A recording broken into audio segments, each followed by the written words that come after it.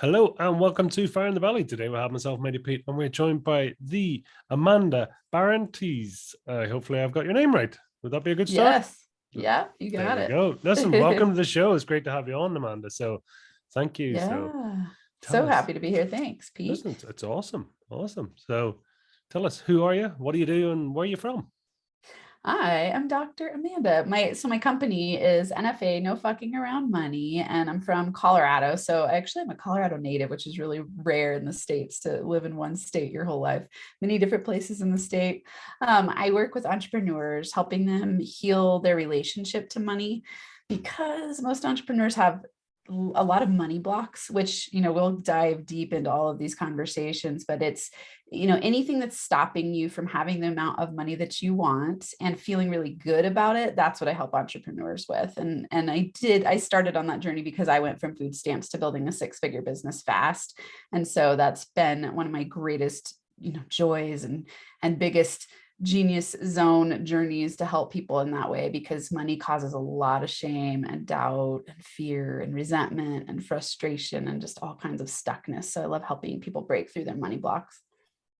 So many questions already, but no fucking around. Why are we not fucking around? So great, isn't it? It's a great story behind it. When I was in high school, there was a volleyball league and it only needed to have one adult. And I was like, Dad, you be the guy, you be the adult on the volleyball league. I'll get all my friends together and we'll just beat everybody. And I named us Team NFA. And of course we won. And then all of my sports teams after that were NFA.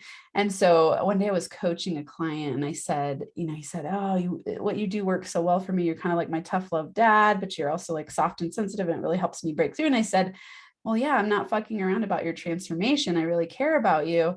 And it stuck in my mind. And so I started naming my packages NFA, no fucking around transformations. And then I was sharing this at a Chamber of Commerce event and someone was like, that's good. So I put it on my bio on Instagram. And then this branding woman reached out to me and she wanted me on her podcast. She's like, that is awesome. I love that. And then we started having this conversation. And on the podcast, she said, you need to name your company that. And I stayed up literally all night long thinking about it. I was like, am I really going to do this? Like, that's kind of bold to have a swear word in your company name. And I woke up, I didn't sleep. So in the morning I got up and I'm like, I'm doing it. I'm going for it. So here's NFA. And, my clients and the people in my community just love that phrase because it's NFA joy, NFA money, NFA fun. Like, let's be NFA about our radical responsibility of creating lives and businesses that we love. I'm so intrigued by that. That sort of when that little gem or that little seed got sown, it's like up all night, no fucking right. You're just it's getting done. End of, right? Yeah. Yeah. Is that you? Once you get your teeth into something, it just happens.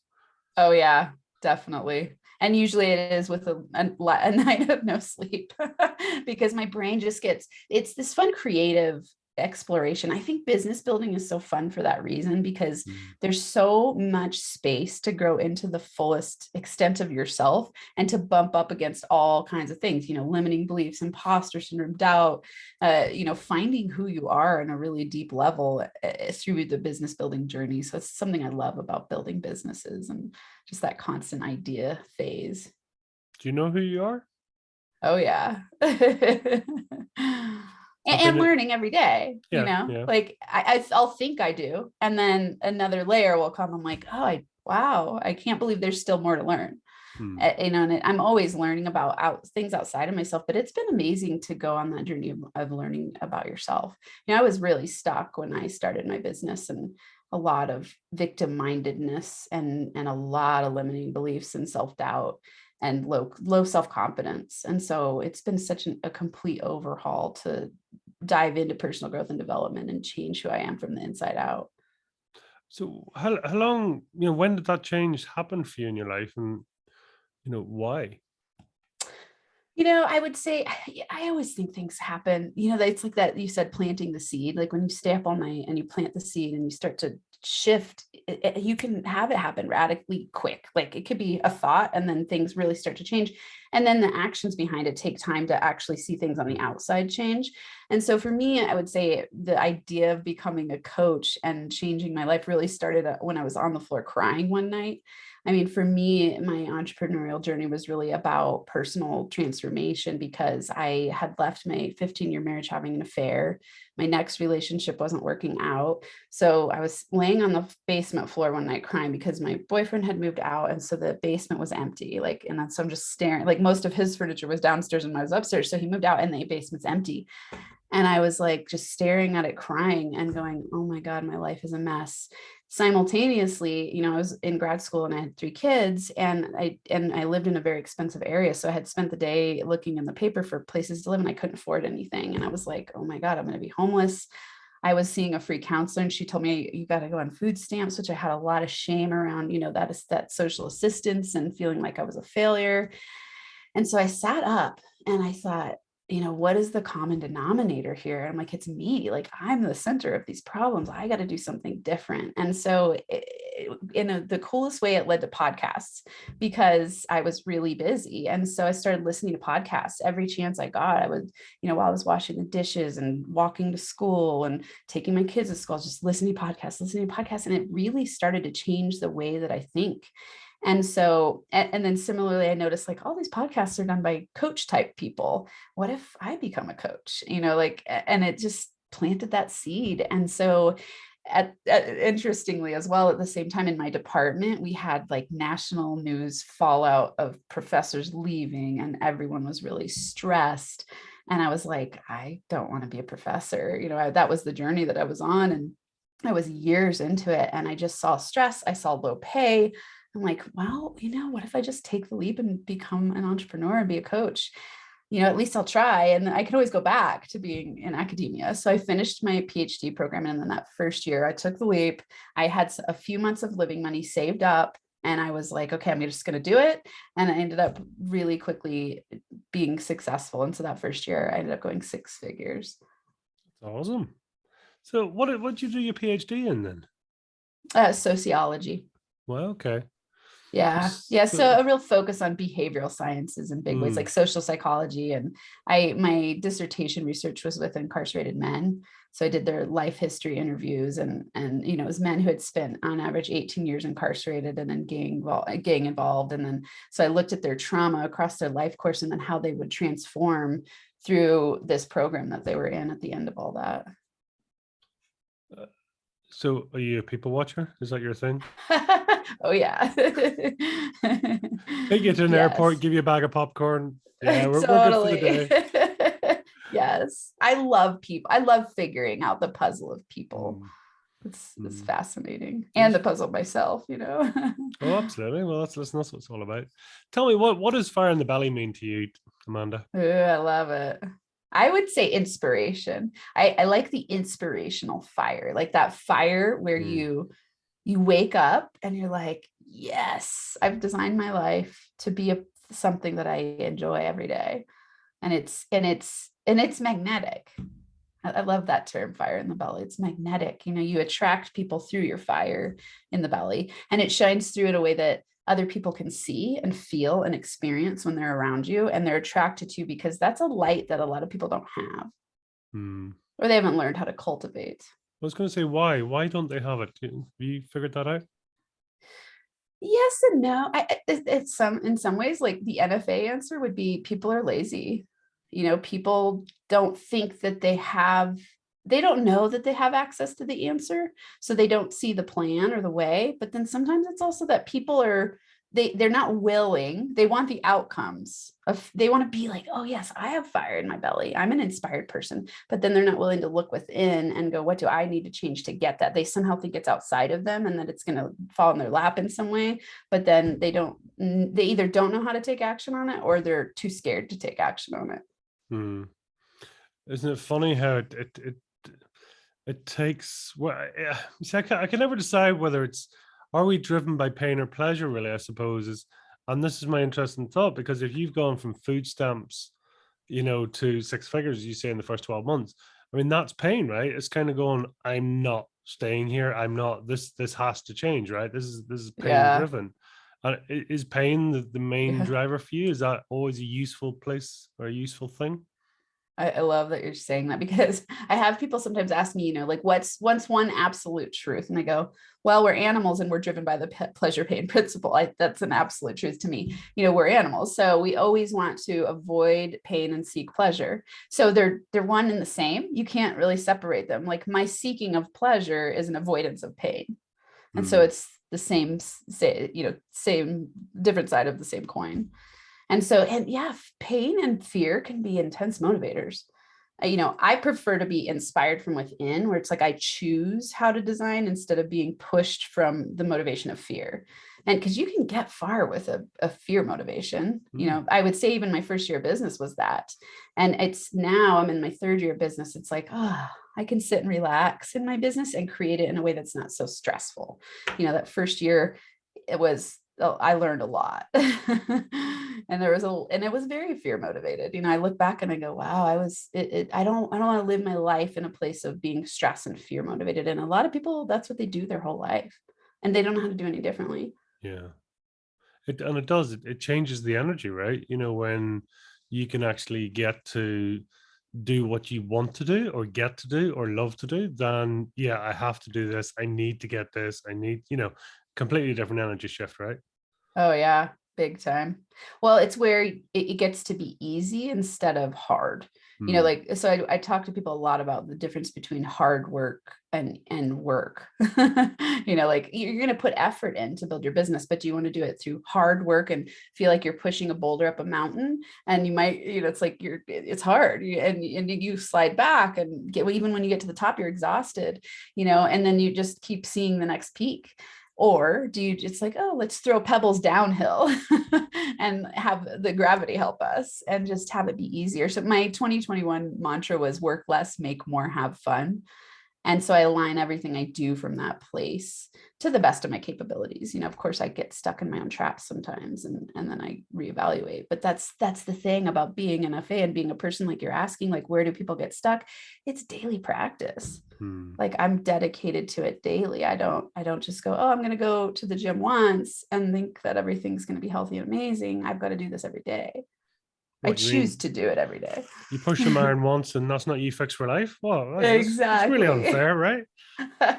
It is, but how boring would it be if that's all it took? Yeah, it's like, yeah, I got ripped once, I still am. It's like Yeah. wonderful. How fantastic is that?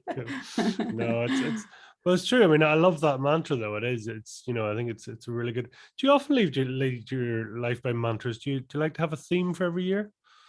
I do. Yeah. I love having things for every year. I usually do 3-word mantras. And then this year it was like the 3 phrases, so it was at work less, make more, have fun. So yeah, I always set up every year with a new mantra, like, okay, what's the theme of this year? Sometimes it changes, but generally that'll be the overarching theme for me for a year of whatever my next growth edge is what I focus on. I was going to say, what phase are you in your life? Do you know? Are you growth or your winter, spring, summer, autumn? That's a great question.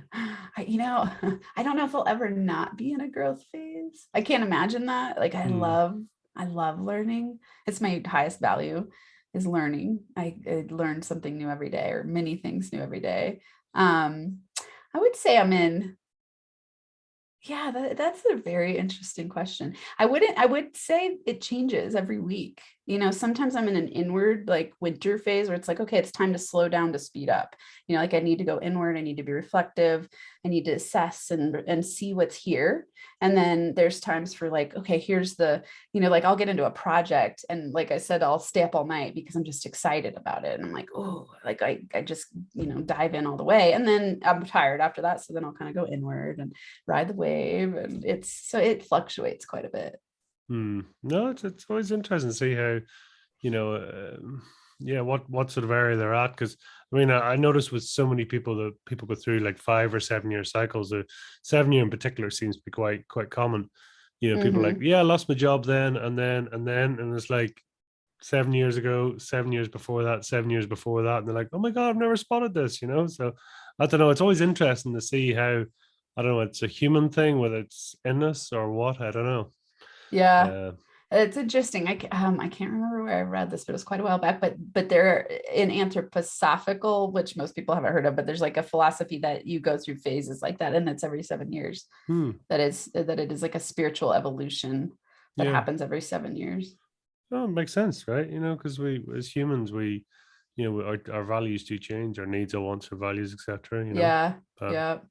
well, Well, and you what? think about just growth trajectories and development, like you have kids and then you get married and then starting business. I think business has phases like that. Like, my business is in the phase of flow right now. And, at first it was that push. It's like, and it did, it was like, like to get a business started, there's a lot that goes into it. Yeah. And so it's phase based. Does that?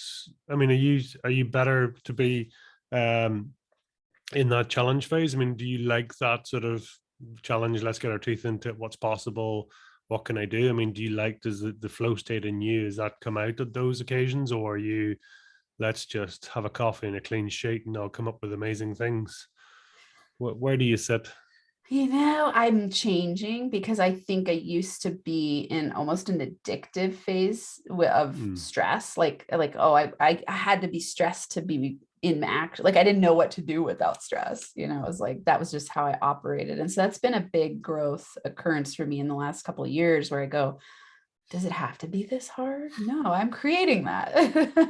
And so that's something I work with people on a lot is being present in the moment so that you're not always feeling like you're looking for the next thing to accomplish. yeah. Because then when you get there, people that are stuck in that, I think of it as a money block. Usually it's a money causes stress money block, which is counterintuitive because you think, oh, if I have the unconscious belief that money causes stress, then wouldn't I make things easier? But people that have that money block typically don't look at the most efficient and effective ways to make money because they're going, and always looking at the next thing.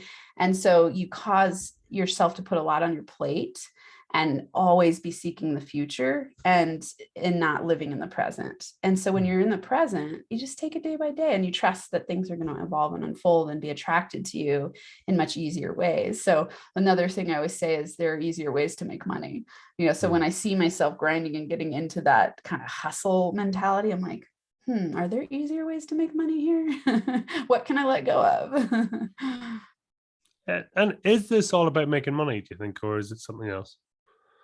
No, it is and it isn't. Tangibly, yes, and no. The reason I love to focus on money is because again, it's that spiritual piece of ourselves. It's the outer expression of your inner world. And it's so Okay. easy to measure in a certain way. The Mm. way that you feel about money and how much money you have is going to be very connected to your inner thoughts. And so your outer world is a reflection of your inner world. And so for me, it's really easy to where I have people walk through a money story and I can learn so much very quickly about their limiting beliefs, their mentality about work, their relationships. Like, I mean, there's so much there. So so of course I love to help people make money because money makes the world go around, but it's really the feeling of feeling good about your life and the value you bring to the world. That's all money is an exchange of value. And that's what I was going to say. I mean, is it that sort of, it's that value exchange based on your current progress or your current position? Oh, I'm here in my life. My value is at X, which matches my bank account or matches my happiness factor or matches the car that I drive. Therefore, we're in alignment. Is that, are we on the right lines here? Yeah, definitely. I don't think it's so cut and dried and simple because people see it so differently. Like first, one person could be a mega millionaire and have a used car that barely runs because that's what they choose. Or it probably runs well because they have the money for it, but they might choose, like the millionaire next door style. It's like regular car, small house, but they have millions of dollars. Whereas you could have someone who doesn't have a lot of money and values things differently. So money, we spend money on what we value. And so it's going to change throughout your life because your values change. Hmm. And so it's not necessary. There's no like cut and dry, like, oh, if you look this way and feel this way and act this way, then that equals success to everybody or financial success to everybody. It's very unique and individualized. What's success for you then? Relaxation. Feeling relaxed and free to choose Hmm. how I spend my time and my day. and my money and what I, you know, the helping for me, because my zone of genius is like learning and teaching. Like I love to learn new things and teach it to people and help them transform, and I transform with them. And so, you know, success looks like I get to choose every day how I do that, and really just design my time to fit exactly what feels right for me. Wow. This is super interesting. So the zone of genius for you, you talked about being learning and teaching, and is it the exchange of information, or is it that you can do it, or is it the energy sort of given off by the person that you are communicating with, you are teaching or passing it on to? Do you know what part of the actual process gives you Yeah, pleasure? it's a great question. I would say because I love learning so much Hmm. that it's the part of mastery of what I'm learning, because when you teach something, you really figure out what you don't know. And so I notice like I'll have shifts in what I'm teaching, because once I learn it, I start teaching it, and then I'm like, I got it. And then I move to like something else, because now it's the next quest of learning. So it's really in a lot, it's fascinating to be able to interact with people through my love of learning, because that's what, you know, it's self-mastery in a lot of ways. Hmm. Yeah, it I get is. to help other people master themselves through my own self-mastery. Well, that's it. I mean, I don't know. It reminds me of a saying someone said to me recently. It's like, people sort of say, "Oh, do you love me?" And it's like, well, love is actually how you make me feel about myself when I'm around you. It's like when you're around, I feel better about myself. Therefore, yes, I love you. It's like, Well, that's fascinating. You say that. And so true, because we're always playing to our highest values. hmm, So the reason you're going to love someone is like, are they, from your perception, are they fulfilling your highest values are? If yeah. they are, then you're going to feel more of a sense of love for them. If they're not, it's going to be more challenged. And so, you know, in designing your relationships, it's being aware of that. Like, what are your values and what are mine? And how do we co-create a reality where we speak to each other's values and fulfill those? Because then you'll always have that feeling of love. And you see, we're gonna go down a rabbit hole, I can tell, but um, and I have this fascination, right? Because I do think a lot of people, and it's probably going to tie in here in terms of monies, limiting beliefs, paradigms, whatever way you want to call them. People's values are, and I would sort of say they're masking voids. So the voids being your values. I see that quite a lot. And it's Hmm. like, oh yeah, I really want to make money. It's like, why? Because we never had any. Yeah, you're Okay. exactly right. So Yeah. when you get it right, what the hell do you do? So it's like these what I would call sort of core values, but actually they're not soul values, and that's the sort Yeah. of the difference I've started to see. Does that make sense? Yeah, totally. Yes, very insightful. And the person I learned values from, so I'm a trained values determination person from DeMartini, and he says exactly that. Your voids become your values. And so once you fulfill it, you move on to the next thing. Yeah. And that's where it's, I think of values in this way, the way that he teaches it. It's very much, Gay Hendricks is the one who coined the term zone of genius. And it's very similar. It's like, what's your zone of genius is going to expand and change over time because you grow and change over time. For some, it might be such a deep void, that it never changes. Like for me, I think learning will never change because I had, in some certain ways, a very limited knowledge childhood. Like I watched a lot of TV and my household wasn't like talking a lot about ideas. And so I love learning. I don't know that will ever stop because I think it's a pretty huge void in my life from a childhood perspective. Money, of course, I was on food stamps. So I'm like, I want to see how much money I can make and how fun it is to make it. Like, how can I have the game of money making be fun? Who knows? Maybe when I'm at $100 million, the void will go away. I don't know, but I don't see that happening necessarily. Um, And love, relationships. hmm. I had a huge void on relationships because I just wasn't successful at them and I had a really hard time.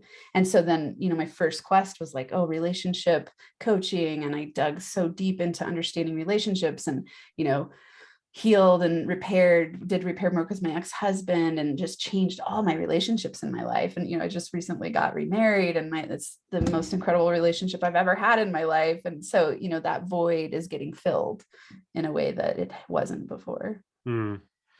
No, that is fascinating. I mean, was any of that present in your growing up or your childhood or anything, or are these all later conditions, just life conditions? Which parts?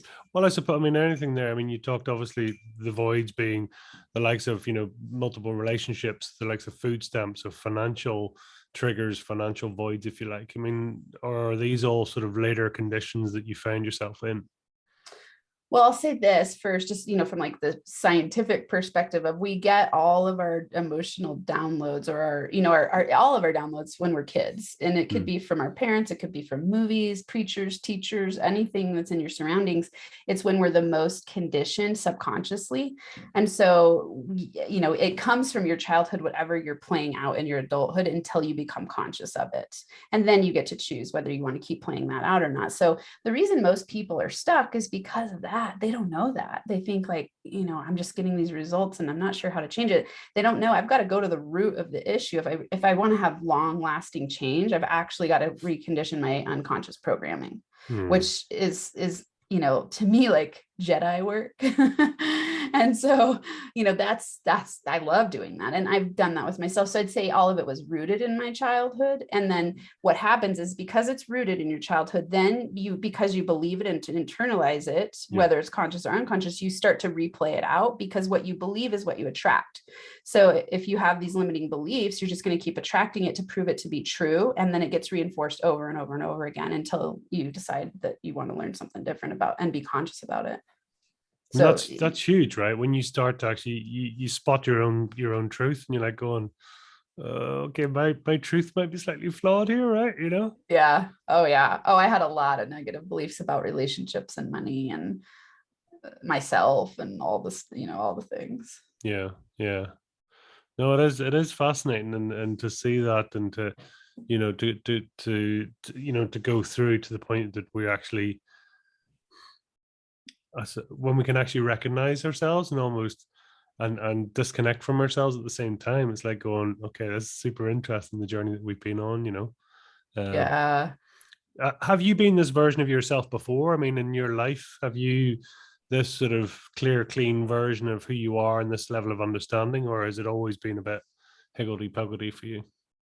I would say I've always been very NFA. Like when I get into something, I go all the way, that's always been me. It's just played out in different ways, so it's been, sports was big for me growing up. And then, having 3 kids and getting a PhD, that was a definitely NFA moment. It was like, I decide something and I go all the way, and so starting a business, similar, like I decide to start a business and I go all the way. There's big fluctuations of my points of focus within those topics, but the overarching, like going all the way, has definitely been a consistent thread for me. Why? It's a great question. Like, this is where, you were asking, is that something that's, like the value changes over life? Is it like Mm, your core soul value, or is mm, it like these other values that are more operational and behavioral? yeah. I think we have soul value. I like that term that you just said. It's like soul values. Like, I think people are definitely born with certain propensities, and then it gets enhanced by their environment. So, being a sociologist, it's a lot about, if you're, thinking only about sociology, it'd be your environmental conditioning. And then if you think only biology or psychology, it's like, or let's say biology, it's going to be genetic. I really believe in the interaction of the two. And so for me, I think I was born with a lot of the propensities that I have, and then they got enhanced across my life course. You were born with them. Okay. Yeah. Yeah. I don't think we're like a blank slate when we're born. I mean, and I have, I know you have 3 kids. Having 3 kids, my pregnancies were all very different. And they were so different from day one, like they were different kids, like their personalities were very different. And then of course, there's age, they got different versions of me growing up. And so that's going to affect things differently. And I mean, to me, these are the greatest mysteries of life that I love to think about and play with. Where do you think the behaviors come from then? Is it a big stirring pot of the gene pool, or is there something out there? I think I definitely, I believe in universal consciousness. So there's another layer. I was raised fundamentalist Christian. Okay. And so I had like big shifts in my upbringing from that to like, then I went into feminism and sociology and, shifted all of that. And then into, went really deep into John DiMartini's work, told a different layer. And then, all the metaphysics and quantum physics and, behavioral sciences and all those things. And so for me, in the grand scheme of all of those experiences, yeah, I think for sure I don't know how you would label it. Like, for some people it's God, it's light, it's energy. Definitely. I think scientifically there's, we're particles and we're beings of light ultimately. And so your frequency is what's going to create certain patterns in the way that you're born. Yeah. Is how I think of it from a scientific perspective. And that's like spirit, because we can't recreate energy. Yeah. So what is that? Where did the energy come from? That's so true. It is so true. Someone described themselves to me like and I love the analogy, but it's like a blown up paddling pool. Like a paddling pool, the right side. It's like, I'm kind of like this big structure, but actually, if you deflated me, you could pack me into a little box in the corner. And it's like going, I kind of like that, It's like, they talk about, we're all 99% space and all the rest, and it's like, yeah, if you condense me down, I'd be a whole lot smaller. Same weight, but smaller, it's like, that's fabulous, right? Just a different level of consciousness. I love that. Yeah.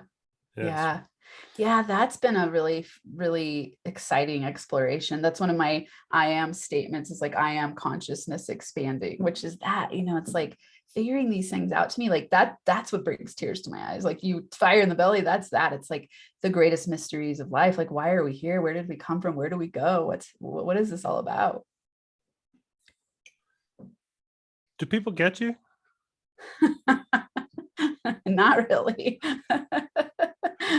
I think it's so fascinating you say that. I just had a big weekend of a lot of like breakthroughs in this way of like, it's an interesting place to be when you're someone who's on a quest for truth and consciousness expanding, because you don't really fit that well into a lot of places.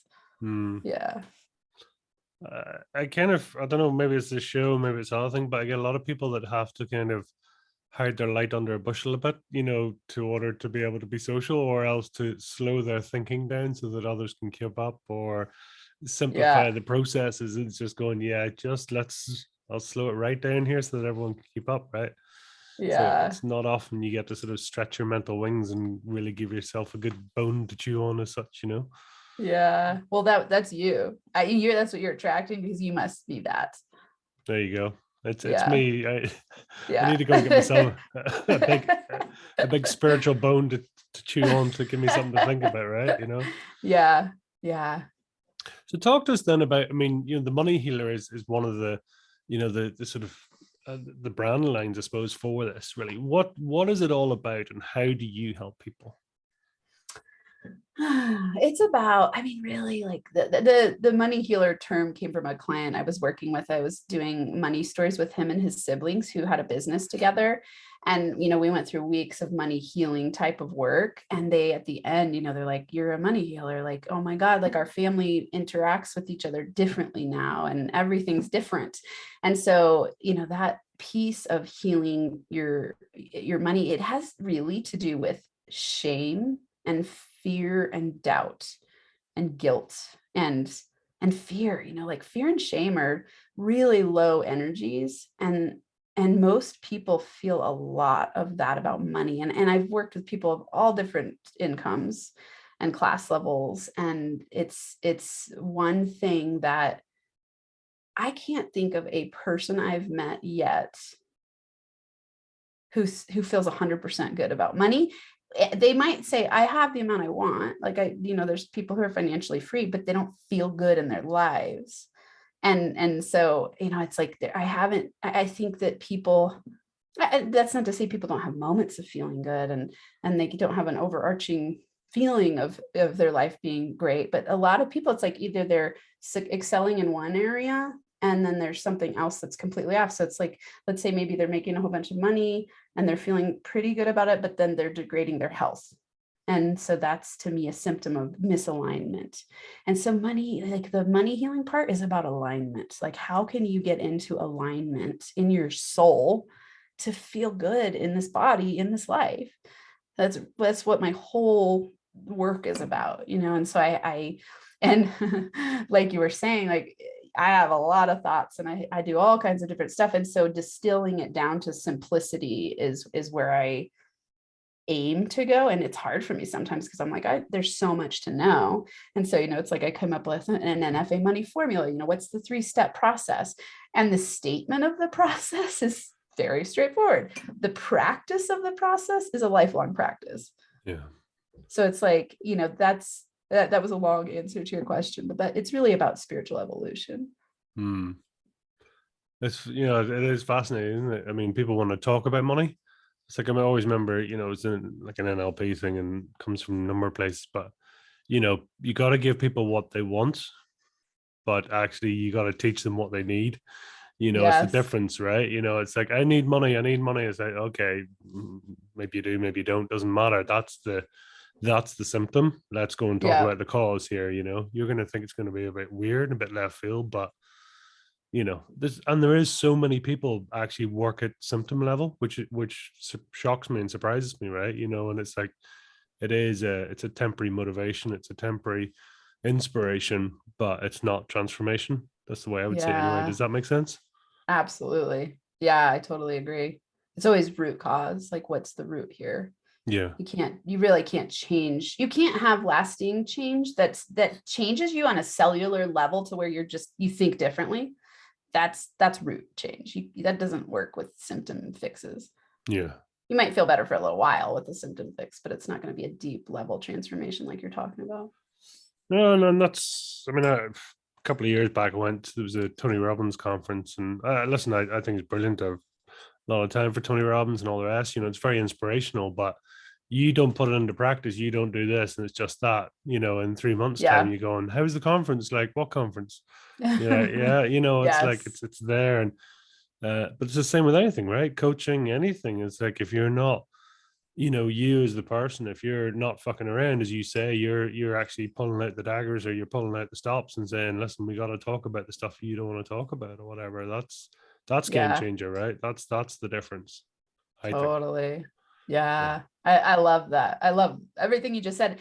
Yes, I totally agree. I think the reason most people don't get that lasting change, like after, let's say, going to a Tony Robbins event, it's because you can get elevated and excited, like the jumping around and all the stuff that you do at the thing. If like that might change you momentarily, but like real transformation is way deeper work. Yeah. It was one reason DeMartini is one of my favorite mentors for that reason. Like, you go to his events, you're a different person when you leave, and you'll never go back. Like it's lasting change because it's but it's hard. It's way harder work. Like, it's way more in labor intensive and effort intensive. And you've got to be willing to like blow yourself open and look within. Like, that's scary stuff for people. Yeah. It's, his level of perception is another level. I had him on the show, and it was kind of going, it's like how do I just try and sort of hold this eel, this sort of shark covered in baby oil. It's like, you're just here. I'll just give you a microphone and that's it, and you just, phenomenal person, and it's I think it's absolutely fascinating that level of understanding, but it's it's there. So for you then, for really, when you're coaching, for you, is it taking people through that 3-step process, if you like? What's your zone of genius when you're dealing with people? Yeah, definitely. And it's taken time to figure out that 3-step process. I would do the same things with different people, and a lot of it was very individualized. And, in order to scale and impact more people, I was like, okay, how do I make this easier and more simplified? And the truth is, it's not easy. And I think that's why, and not easy in the way, like, when I say work less, make more, have fun, that's easier. Like, make your life easier from a mindset perspective, but like, to get to that mindset shift is hard for people. And so, that's where I go, I want everyone to have access to the possibility of that. And what I've found and what I do now is, it's like, attracting people through an easy 3-step process. And some people are going to go surface level. They're going to buy my money story course for $97 and they'll never do anything else. They might not even finish it. I don't know. That's up to them. Some people are going to be like, oh my God, I've never heard this stuff before. And it's so useful. And they'll reach out and then they'll be in my upper level stuff. It's like, some people just aren't going to have, they're not going to make the choice yet to go deeper. And so, to me, it's always about levels of depth. And I do, like abide by the law of attraction, and I teach it and I know it and I experience it. And I go, people are at different levels at different times. And I always think that they're going to be attracted to me if they're ready, because you're not going to find me if you're not somewhere in your being open to pretty radical change. Like, I don't attract. I've had people ask before, like, what do you do with the people who aren't victim-minded? I'm like, I don't attract those people anymore. Not that the people I work with don't have limited thinking and things like that, but they're ready to change. They're not fighting that part anymore. They're like, now, at least instead of blaming the whole world for their reality, they're like, I'm ready and I'm not sure what to do. But they're not at that place of like, everyone else is to blame. Give me a magic pill. I was going to say, who is your niche then? Who can you help the most, or who do you resonate with the most then? Or does that maybe change? I don't know. It does change some, but I would say it's people who are ready and willing and open. They're like, I'm ready for deep change. And oh wow, I came across you. I'm like, oh, of course you did.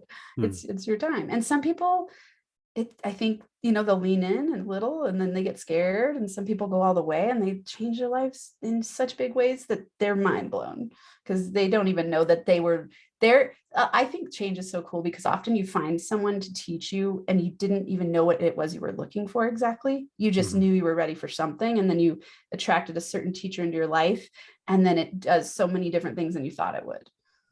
And what I think that I give people is loving themselves more, like the confidence that gives them the tools to figure it out, because they now have the paradigm shift of understanding I'm the creator of my reality. I've got to work on myself. I've got to learn to know myself. I think of confidence as knowing, loving, and trusting yourself. So the journey just alone of knowing yourself, most people would say, oh, I know myself, but they don't. They think they do, but they don't. Do you like yourself? Do you love yourself? Sometimes. Yeah. This was a huge weekend topic for me of like, oh my God, I thought I loved myself, but then I bump up against things. Sometimes I'm like, oh wow, there's like so much more growth here. So, I mean, I love myself the most I've ever loved myself now. And I'm sure there's layers that I don't see yet. Like, this is the thing that's so amazing about unconscious work, is that you dive into it and you're not sure what is going to come. So, I mean, in my history of my life, I've gone through periods of hating myself. I've gone through periods of so much self-shame and judgment and beating myself up and not liking who I was. And it changes over time. So the best answer is I love myself as much as I've ever known how to love myself now. And I'm certain it will keep evolving. It is fascinating how, as you say, you do evolve or you do change. Is there a specific question, or is there something that you would ask yourself to be able to spot the difference, say, between the ego and who you truly are? Because otherwise it sort of falls in and the ego just picks it all up, right? And says, yeah, you love yourself and that's fine.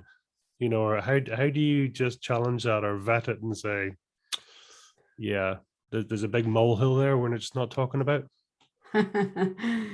Man, it's a great question. I don't know that there's a simple question. The way you will know that you're in alignment is how you feel. Yep. Your feelings will always be the answer for you. Like, do you feel balanced? Do you feel present? Do you feel in a state of joy and gratitude? Do you feel relaxed? Do you feel love? Do you feel a sense of like sitting? And here's where this gets challenging. Most people don't sit in the present moment. They're either in past regret or future fear.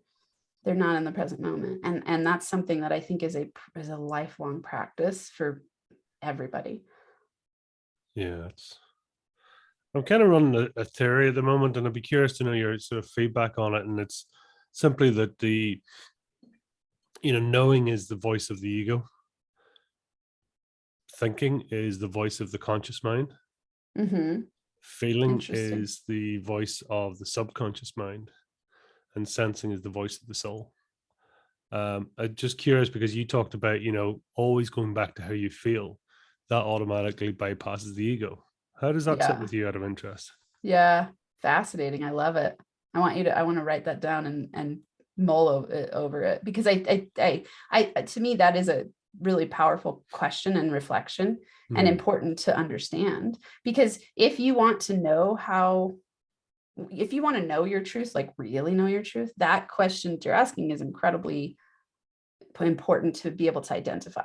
Like, is this my ego, or is this my soul? Is this real, or am I making a story up? Like, those are important things. And so, you said feeling is subconscious, and that's why the feeling piece is such a good indicator, Hmm. because it's the things unseen. The Hmm. feeling is the things seen for all the things unseen inside of you.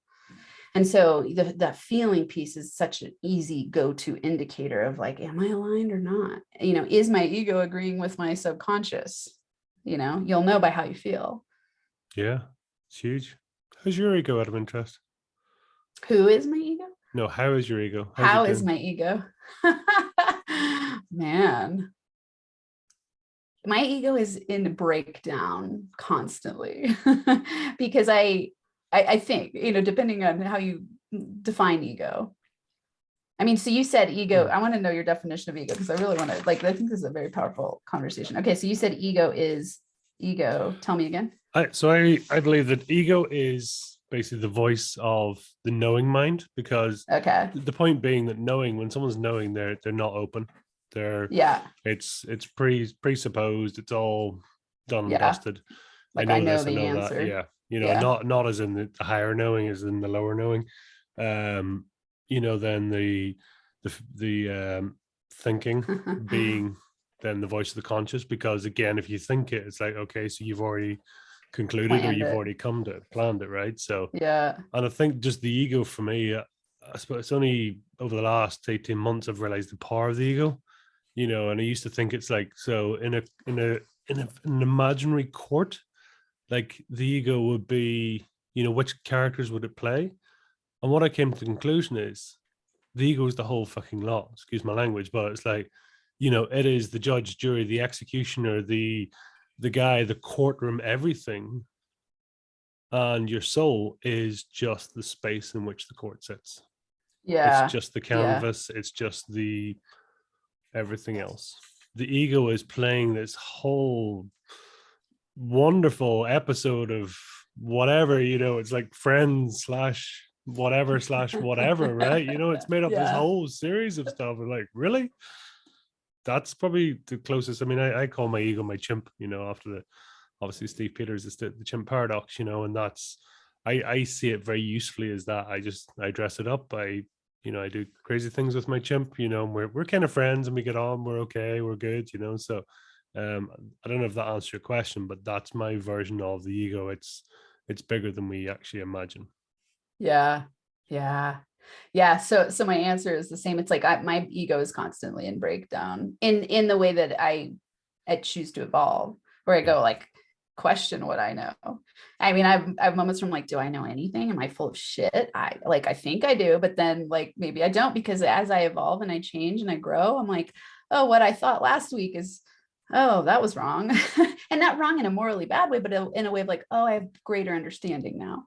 Hmm. And so ego, yeah, to me, the it's not the quest to tame your ego, because it's a useful tool. Hmm. It's the quest to sit in all versions of yourself. Like alignment would be like soul feeling, soul, subconscious, ego alignment, where it's like, okay, use the ego as a tool of transformation, because it, like, instead of fighting it and battling against it, like, how can you sit in it and hear it and see it almost as an outsider and integrate with it, and go, like, huh, okay, awesome, thank you. Because we're not given anything that isn't supposed to be there.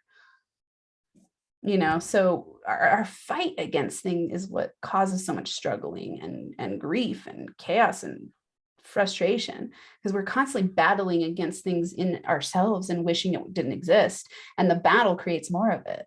So how much can you sit and surrender and just be? Have you ever met someone with money troubles that was just being? Yeah.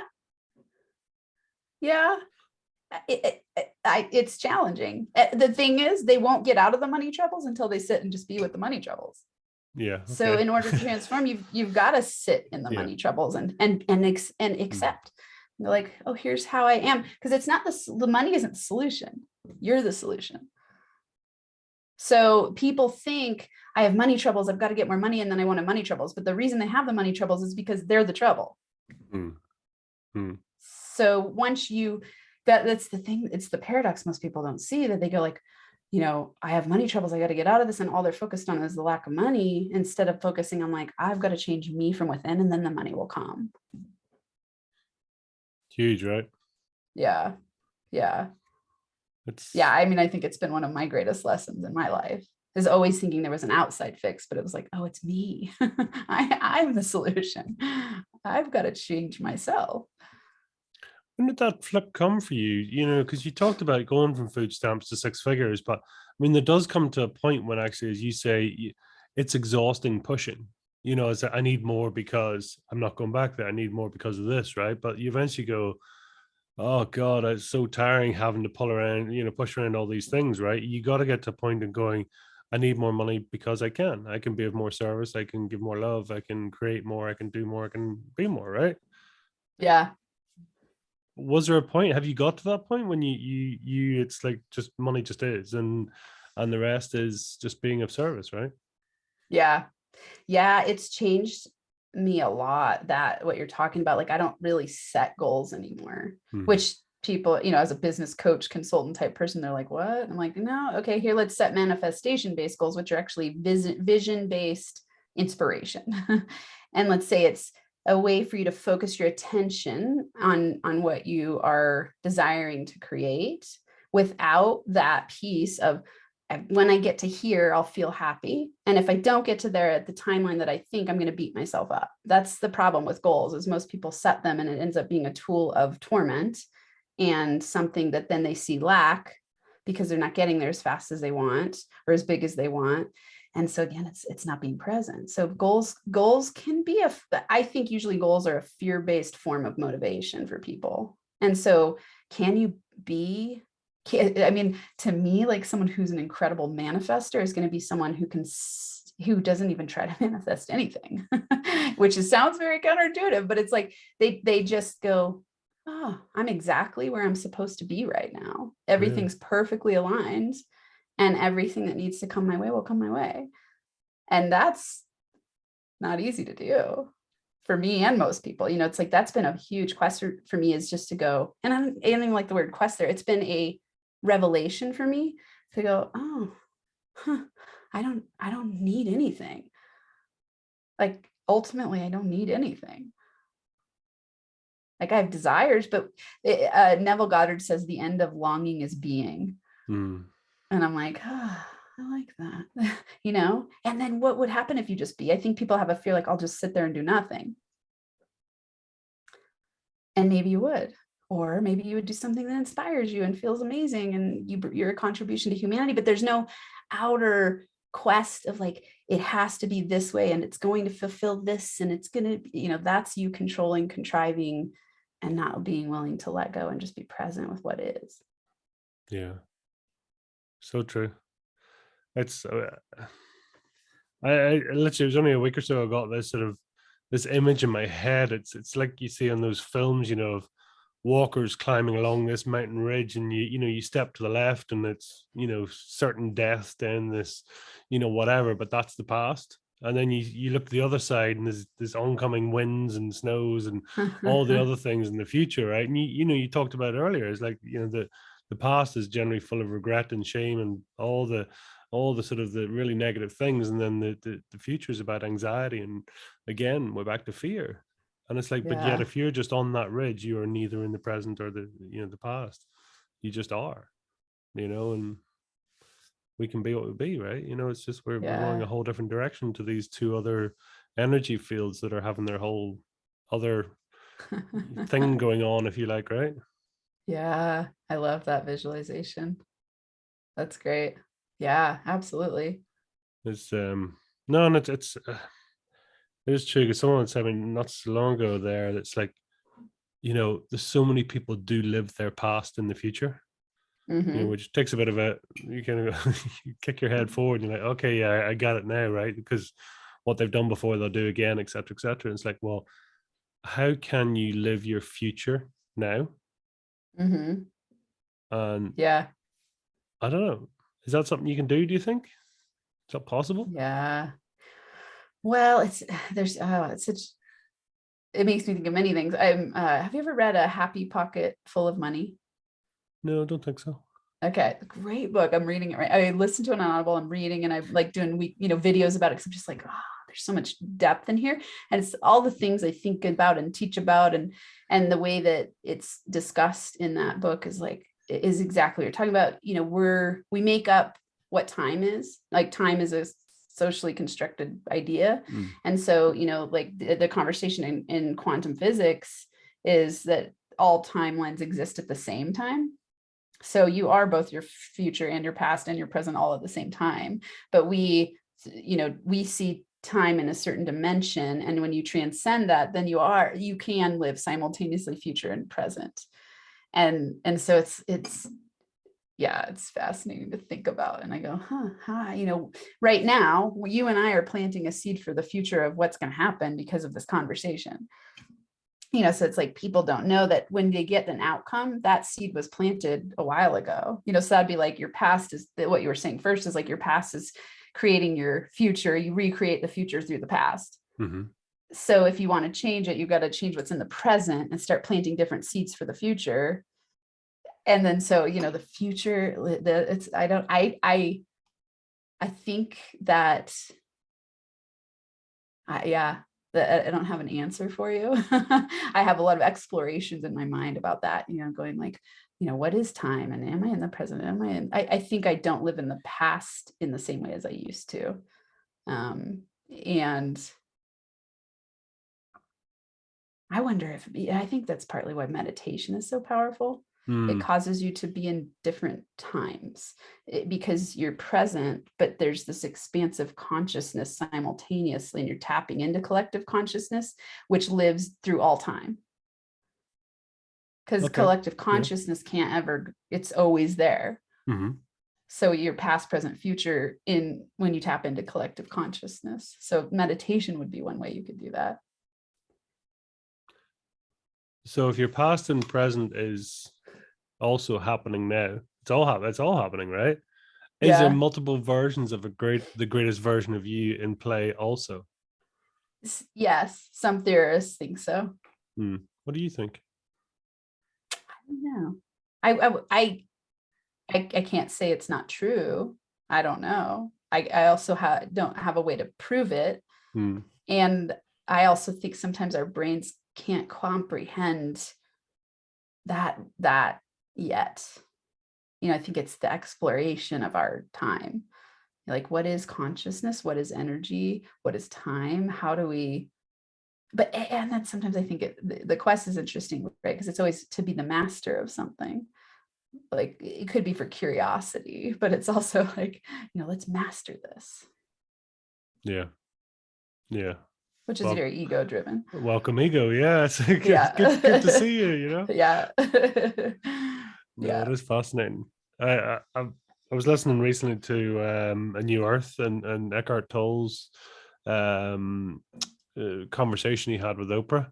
And Uh-huh. they did a sort of a chapter by chapter breakdown or sort of interview per chapter, which I thought was brilliant way of doing the book. But and they talked for some reason they were talking about future and after death, what would it be? And his only answer was, it would be nice, wouldn't it? And you're like, it's so true. It's like, is there Yeah. more after this life? It's like, I don't know. It'd be nice. Yeah. And you're like, well, fair enough. That's a very honest answer, right? Yeah. We don't know, and so far, well, we don't think anyone's come back, or maybe they have, or whatever. But yeah, just why not? Yeah. Yeah.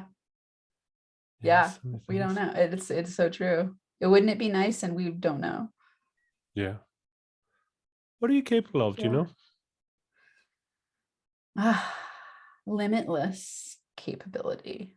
I think I am capable of whatever I decide I want to Mm. take on, and whatever I mean, this is interesting in manifestation because it's like, you're the creative reality, you can create anything. Well, can I all of a sudden be like, oh, I want to be 6'2" and be 6'2"? I could wear high heels, like, so there's certain things that you go like, okay, physical form, you can, thoughts become things, so there's certain things that you can create. And so I think I'm capable of whatever I decide I'm capable of. It might come in a different form than you think, but it's up to you to decide what you want to experience. It is back to that thing, isn't it, really, where you sort of ask, believe, do, receive, right? So you can ask the question, but if you don't believe it, what am I capable of? Everything, anything. What do you Yeah. believe? Okay, welcome limiting beliefs. Welcome all Yeah. this, right? That's like, well, if it's not going to get through the sort of the belief Yeah. checkpoint, then yeah, there's no point in even Yeah. talking about it, right?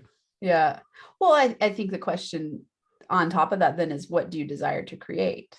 Yeah, What are you capable of? Well, what do you desire to create? true. Yeah, it's probably it is. Yeah, because what you decide, because I'm always intrigued by a lot of people, and you say, what is, what's one or two words that actually mean fire in the belly for you? And they just say, I mean, 80% of the answers roughly would be passion. So you almost go, is it desire or passion? What do you desire to create, and what are you passionate enough to create? And it's Yeah. there's probably something Yeah. there. It's quite. Well, this is funny. If you look at the root of words, passion means to suffer. So I don't ever use the word passion. I use the word inspiration, because inspiration is a soul word that is coming. It's really fire. Like it's your inspired path. It's a soul, a spiritual word. Whereas passion, and this is, of course, I think it doesn't necessarily matter what the root of the word is, because it's how you define it. Yeah. What you believe about passion is going to matter. But then I do think words are really important as well. So then you go like, people always say, follow my passion, follow my passion, follow my passion. And I'm always like, I don't ever use that word, Follow your inspiration. because What it's do you? like, follow your suffering. It means to suffer, follow my suffering, follow my suffering. I don't want to reinforce that in my mind. Yeah. I never didn't know that. So there you go. Yeah. Yeah. Learn something new. What's a great word for you? I mean, because I must say I am fascinated. Words are perfectly imperfect, but some of them are great. I think flow is a beautiful word. I love when Yeah. people talk about that. But I mean, what sort of words really stand out for you? Alignment, for sure. Mhm. My 3 words when I started my business, and these were ones that I stayed up all night for weeks. Like I would have like a night of no sleep, and then a night because the next night of sleep, and because I was coming up with like, what are my 3 words? I don't remember. I think I learned it from Brendan Burchard. I went to like this, and my gift to myself when I graduated was a marketing event. I was like, I got to learn how to build a business. Like, what is this marketing thing all about? And so I went to a Burchard event, and he was talked about 3 words and kind of having that be your aligning force, because I think his are live, love, matter, live, love, matter. And I was like very inspired by his story. And so I thought, okay. And so mine are inspire, transform, empower.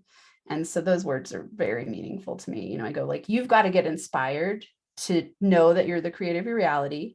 And you've got to get inspired to take action, which causes you to transform, which empowers you to be, do, and have whatever you want.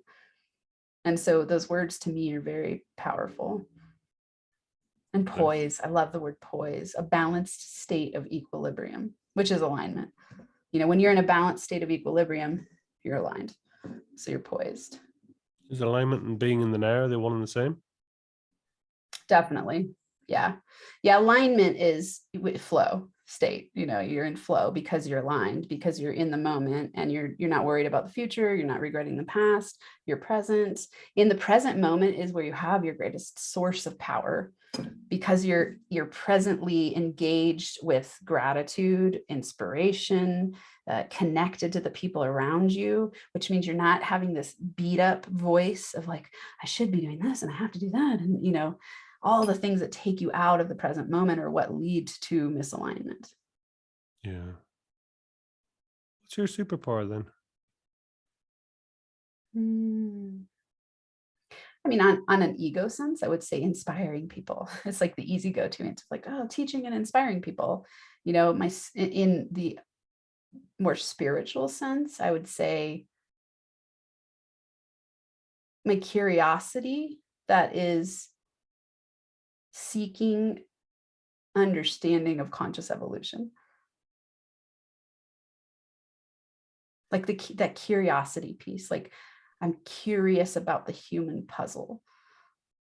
And for the reason of conscious evolution, consciousness evolution, like, you know, what is it that connects you really with source?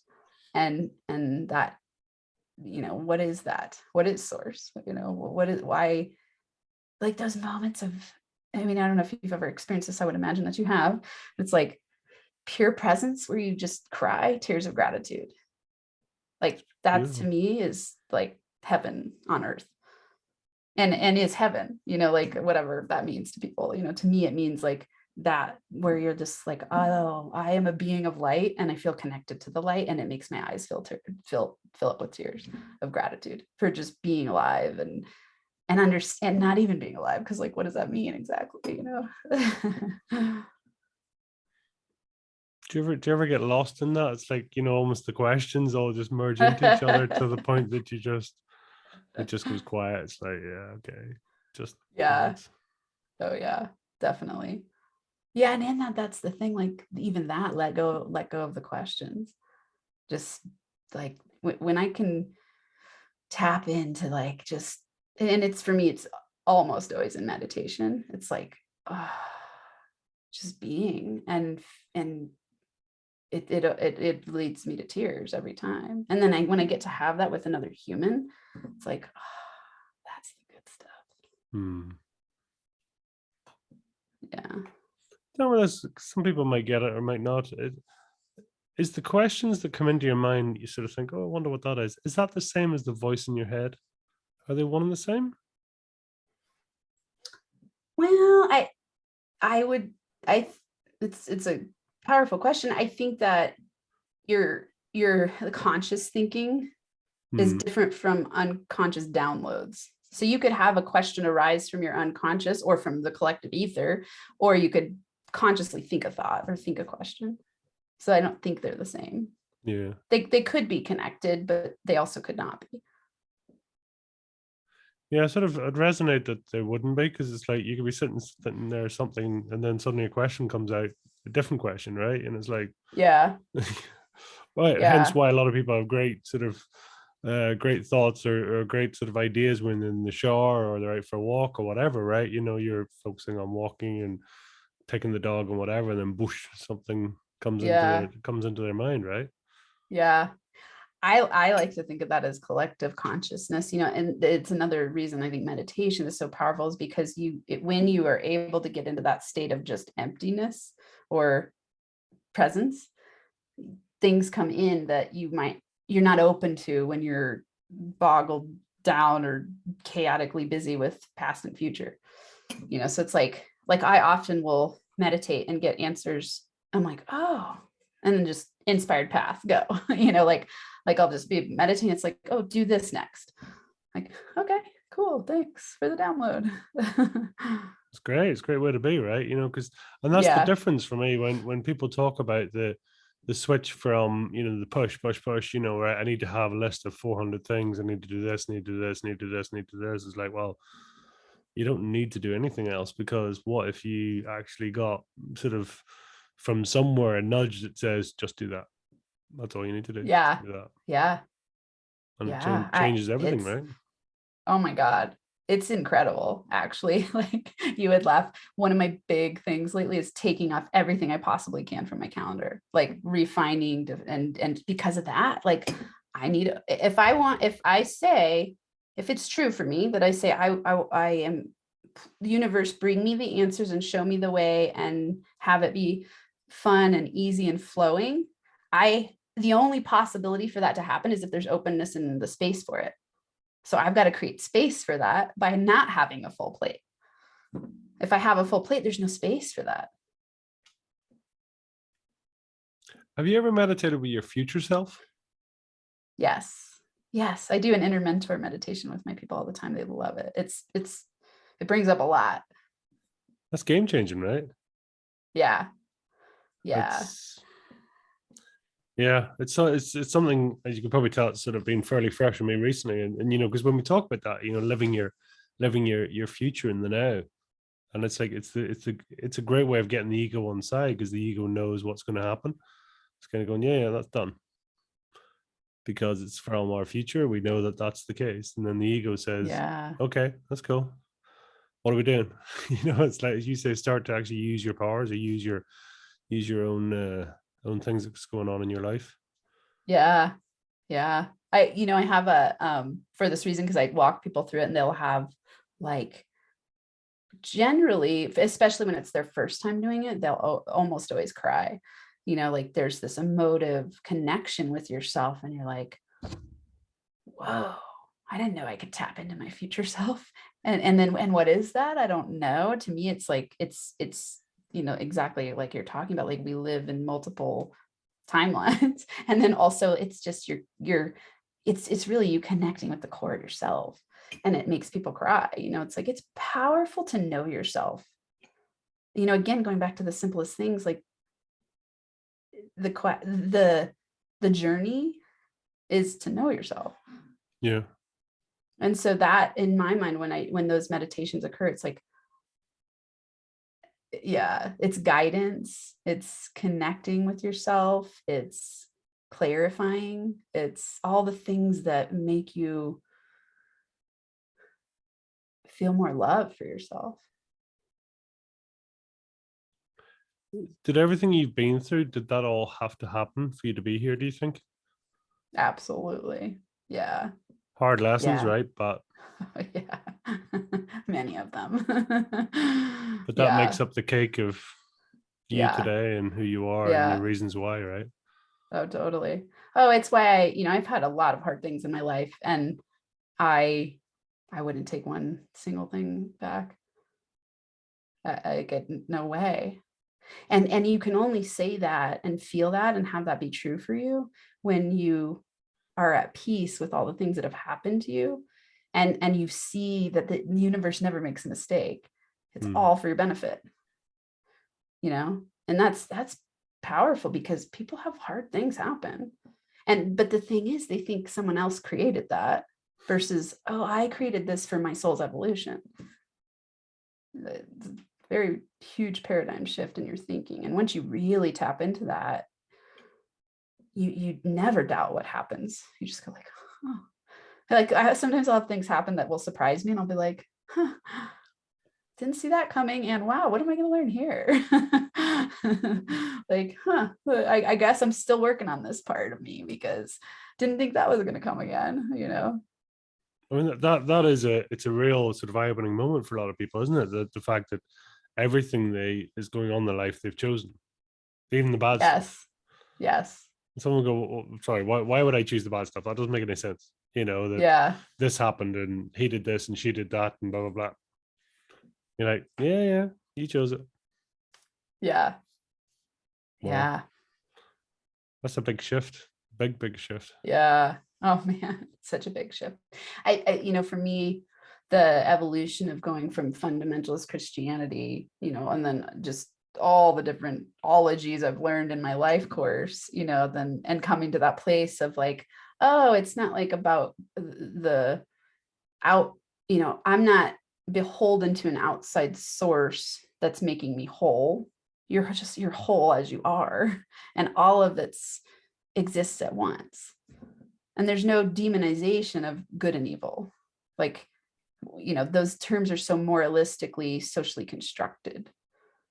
Like it's all one, and it's all part of universal consciousness and evolution, I believe. That's what it's all about. Yeah. Where do you go to get inspired? I mean, is that a meditation thing, or is it Yeah. certain?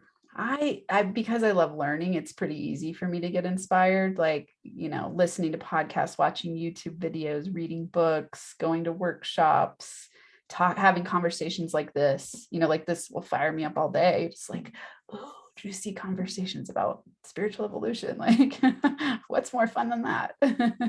So yeah, it's inspiration is for me is one of those.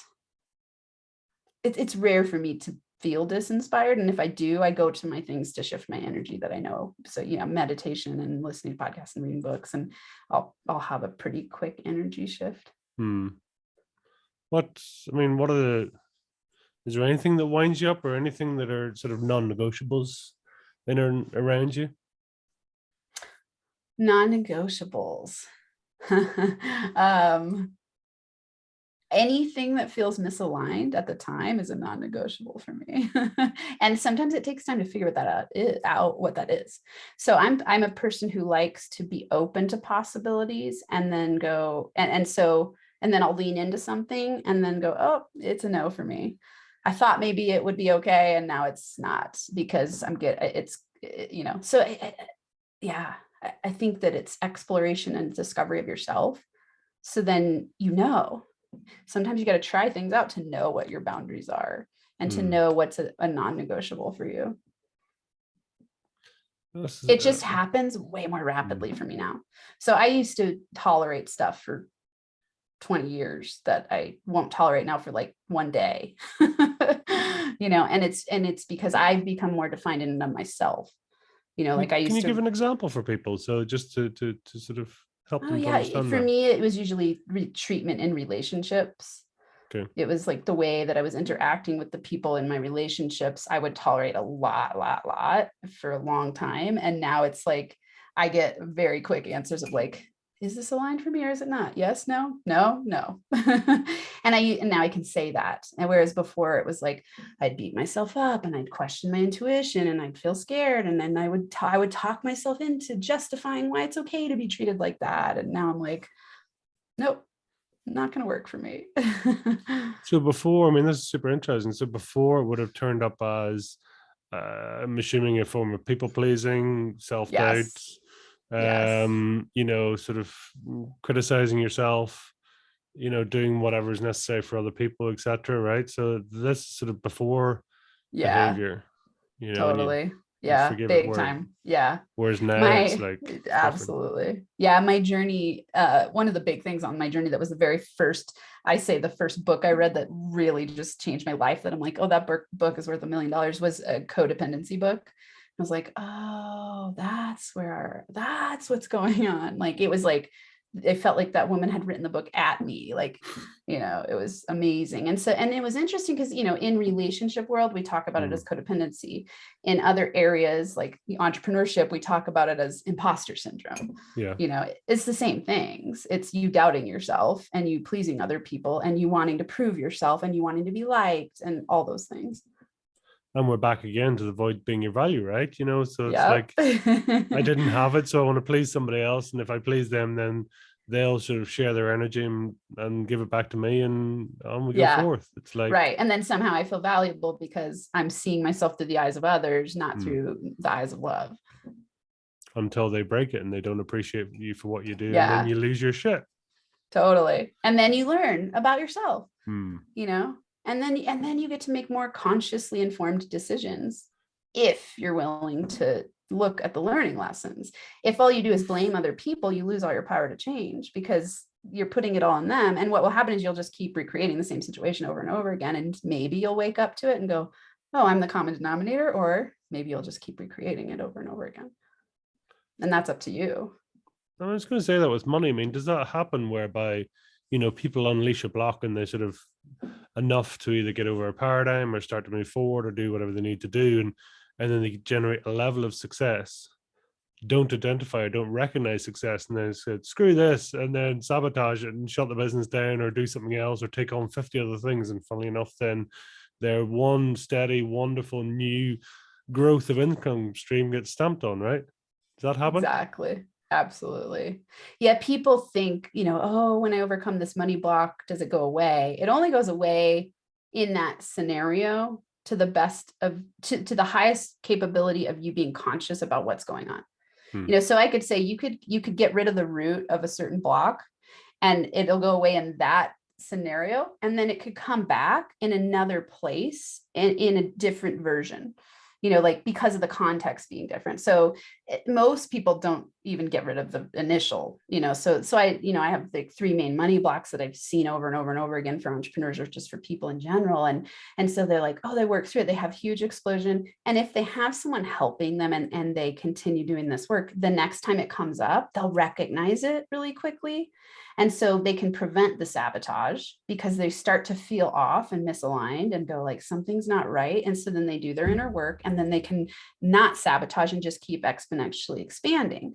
What most people do is they don't even see it or know it. And they do like a temporary Band-Aid fix, so dealing with the symptom. And then, yes, they can move forward, have some success. And then something happens to self-sabotage back to, a money set point that is comfortable for them in their unconscious. Yeah, God, it's so fascinating, isn't it? Oh yeah. Yes. You were saying there about, some people will never see it, or some people will never, sort of experience that. I mean, how common or uncommon do you think it actually is? I mean, if you were to throw a very unstatistical statistic at it or something, I mean, how many do get to experience it and don't in life? Sadly, well, is it sad? I don't like to use those types of moralistic judgments. Well, what are the words I would consciously use? Stat wise, and then we'll talk about what that means. I think it's less than 5%, 2% maybe. I don't think very many people either have the hard part is that when you're resonating at a really low frequency, you don't attract things that would lift you up because you're stuck in that until you start to shift and change and have something that makes you want to move up the frequency scale, and then you start to attract different things.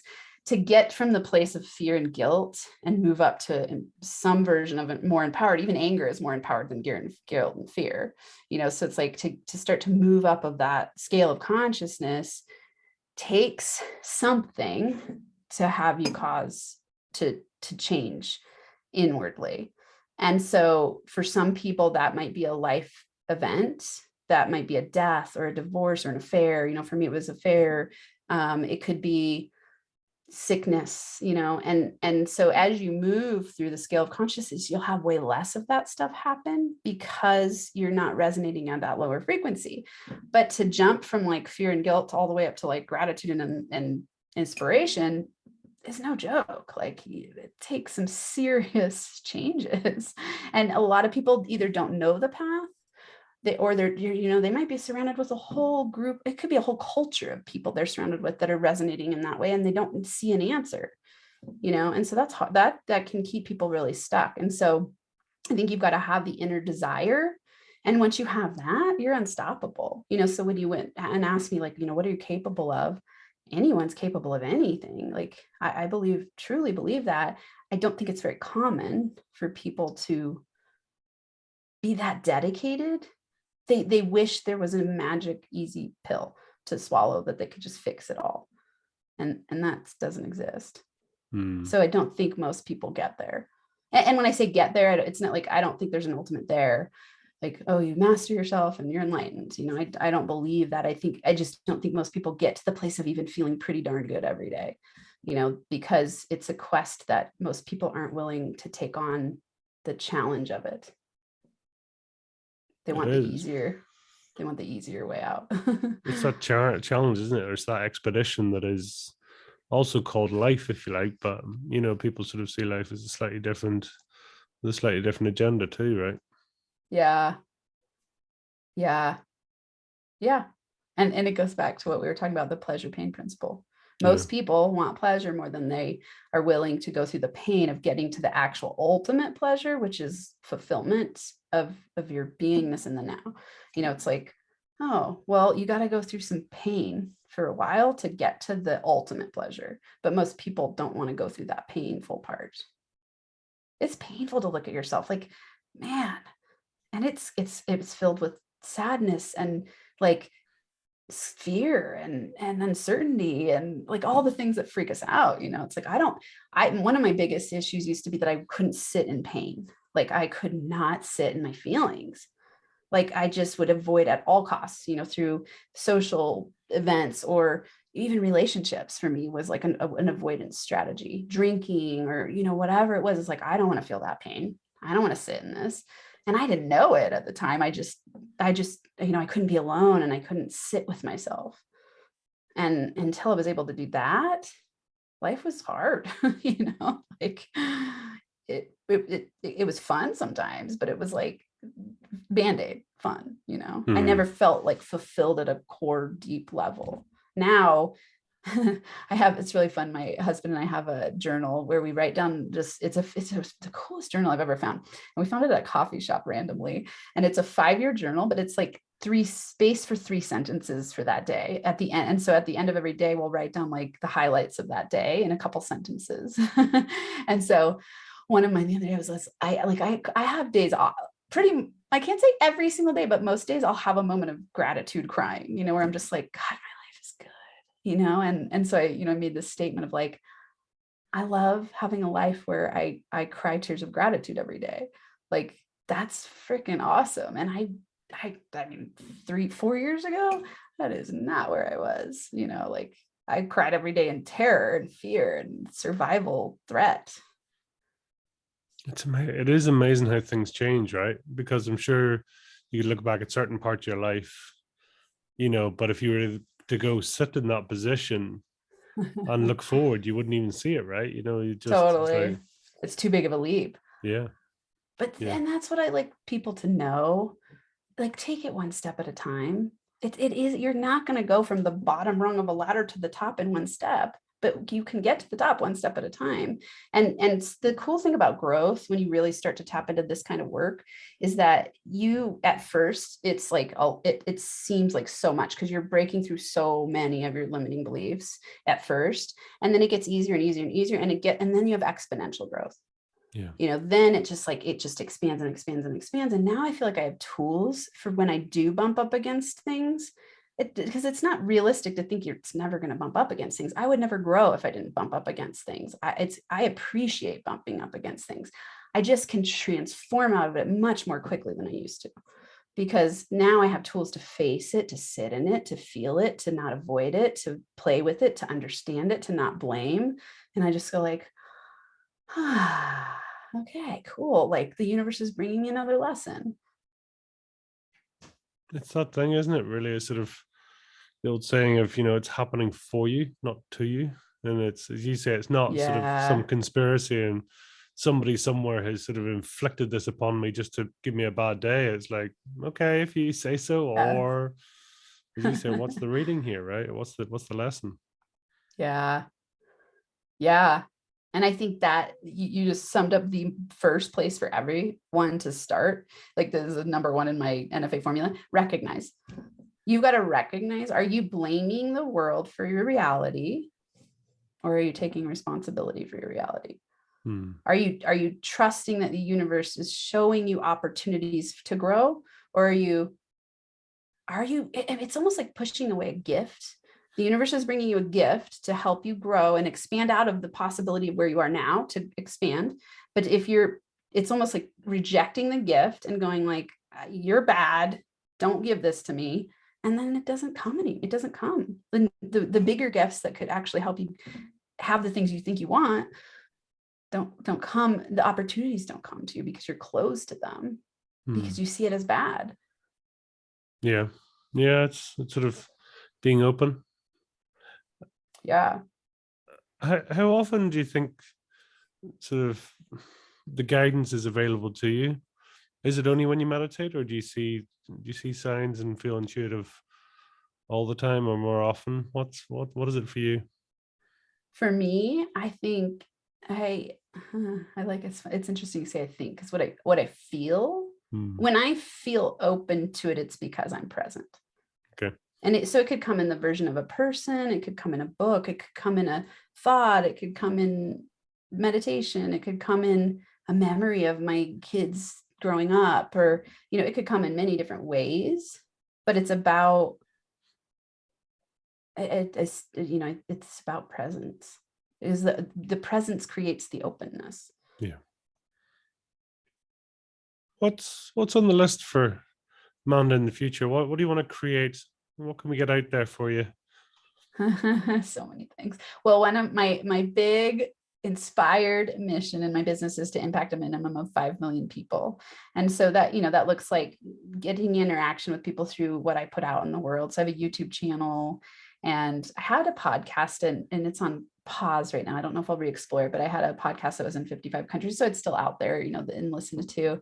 Books and courses, and I have masterminds. Like I have so many cool things that I keep evolving based on what my growth, and then also what I see, you know, learning about what it is I'm most powerful at in terms of helping people transform. Yeah. So all money related. And when I say money related, like obviously all the things that we talked about today, it's that transformation. It's transformation of yourself into the most empowered version of yourself you know how to be in this life. And so, you know, get inspired to do whatever it takes to transform into the most empowered version of yourself so you can lead a fulfilled, kick-ass, rich, amazing life.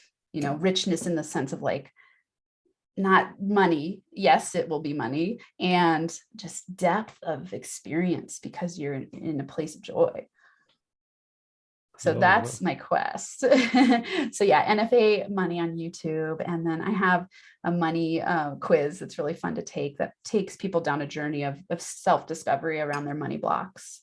And rewrite your money story course. So I've done that with all of my clients, and I had people going like, I want to do that, but they weren't working with me one-on-one. So I created a really simple $97 course that anyone can take and helps them start. For me, that was the entry point of really starting to shift my money, because I actually went to a DeMartini event and made a whole bunch of friends there. And I was like, let's start a wealth building group. And this was when I was on food stamps. And so I was reading a lot of money books, and I had this recommendation to write a money story. So I was like, let's write a money story. And so it was so transformational for all of us. And so I created a system around it, and you know, just a method around doing it. And it worked really well with my people. And it really is what led me to being NFA Money, because it was like, oh, money transformation is what people like. It's the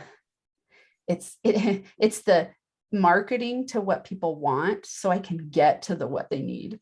Yeah.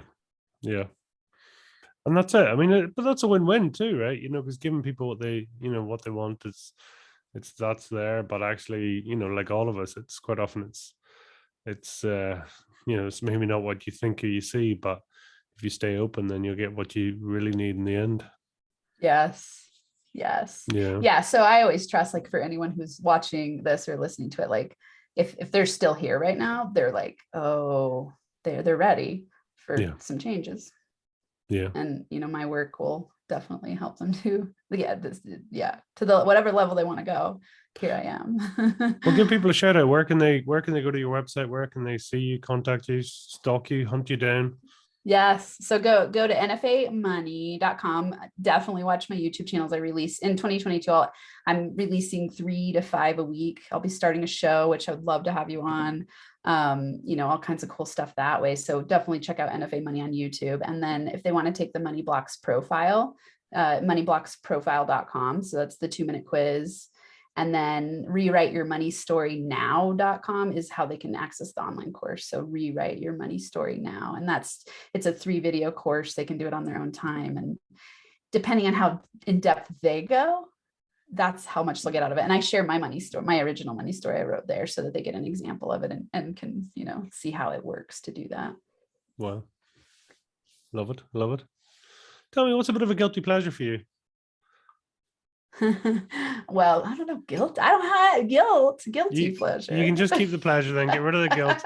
It's funny how about 20% of people go, guilt. No. Yeah. So yeah, take the guilt out. Just what do you do for pleasure then? Probably, well, I'd say probably a guilty pleasure. I'll play with you here. Would be like IPA. Like I love breweries, so sometimes that's a guilty pleasure because I'm like, oh, like my body doesn't always love it, and so that would be a guilty pleasure. I love beer. I love traveling, so that's one big thing on my radar is a lot more travel, and just freedom in my schedule to write books in 2022. I'm like, okay, how many books a year can I write? Like, I want to start writing books. Or my whole life has changed so much from reading books. I'm like, it's time to write some books. And I have many mapped out that I've partially been working on, and so that's going to be a big shift. But yeah, travel with with my honey, like he works from home, so he can travel as well, and so lots of travel. Family travels is amazing. Yeah, I love running in the mountains. Like I'm a trail runner, so that's really fun for me. And yeah, I honestly, it's like simplicity. I was telling my friend I was on a trail run the other day with one of my very best friends who I've been running with for years. So she's like seen all this transformation of me and experienced it alongside me. And I was like, it's weird that the more money I make, it turned out very differently than I thought it would, because when I was in that state of like wanting and longing, I always thought, oh, when I have a lot of money, I'll do this and this and this and this. And the more money I make, I notice the less I want, which is fascinating to me. I'm like, huh, interesting. So my life, I feel like, is getting simpler. Like I don't desire a whole bunch of things. It's experiences for me are very important. I love experiencing new things, and that's part of my value of learning, right? That's it. It is. Yeah. So much there. That's beautiful conversation. I have a funny feeling we could literally talk for hours, no problem at all. Yes, I would love that. You want to be slightly conscious of people and time and all that, yes. But if, like, for you, if you were to try and pin down your fire in the belly in one or two words, then what would they be?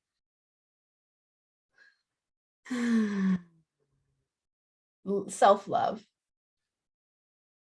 Yeah, self-love, because that's where everything originates for you as an individual. Like learn everything you can about self-love, because then everything in your life feels aligned and incredible. The more I love myself, the better my life gets. Yeah, it's simple, right? I had a moment about 3 weeks ago. I'd like to go walk in a local forest, and I just stood and looked at a leaf. And it's just this weird thing at the moment. It's like the 7.2 billion people on the planet ish, give or take. There's 7.2 trillion cells in your body, and it's like 7.2 billion people could not create a 7.2 trillion cell person. We couldn't create one of ourselves.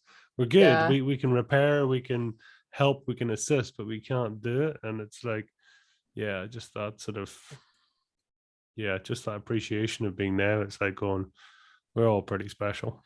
I don't care who you are, you're special and amazing if you choose to see it, right? I love that. That brought tears to my eyes. It reminds me of, I have moments in nature like that a lot, where I'm just like, oh yes. And sometimes when I'm reading things about our body and the way that it works, I'm sure you know Bruce Lipton. So I was reading his book. This was pretty recently. I was reading and I just started crying. He was talking about cells, and I was like, oh my God, that's amazing. Like, we are so, I want to say the word magical, but it's like, I don't even, what is the word? I don't know, because like, that's incredible. The fact that we're alive at all, and like seeing and talking and breathing and reproducing and doing all these things, like the mystery of that to me is profound. For some bizarre reason, I don't know whether I was bored or curious one day, and I thought, if we were to replicate, or to sort of easier to help people to understand, is to show a cell as a speck of flour. So our 7.2 trillion sort of cell collection that we have in the average person, but demonstrate it as flour. It's like it would take 37,000 bags of flour to represent us as flour. I don't know why. I was just like blown away by that. I was going, 37,000 bags of flour. It's like, that's a lot of flour. you know? Yeah. So cool. I don't know. Yes. Okay. I'll stop talking because I know we need to. Oh, So dear. fun. Really, really, really amazing to get to talk to you. Thank Yes, you. thank you. Is there a final message you'd like to share with our listeners? I like to end with inspiration. So it's like, to me, it's the inspiration of when I knew and discovered and learned this statement, I was like, that's it. That's the key right there. Like, so it's always your outer world is a reflection of your inner world. And if you don't like what you're getting on the outside, change what's within. If you take that away and like really know that, and your life will change however you want it to. So just know that you're the creator of your reality, and don't beat yourself up about that, because instead you could use that as the most powerful tool and change your life. And it doesn't take that long to lead an inspired life. It takes focused attention and energy, but you can do it pretty quickly, actually. You got to choose it, right? Yeah. Got to choose it. Yeah. Amanda, has been amazing. Thank you. Yes. We went down different rabbit holes, and that's all perfectly fine. That's exactly what we're supposed to do. So thank you. Thank you for being here. Thank you for sharing. And I have a funny feeling we'll talk again. But for now, thank you very much.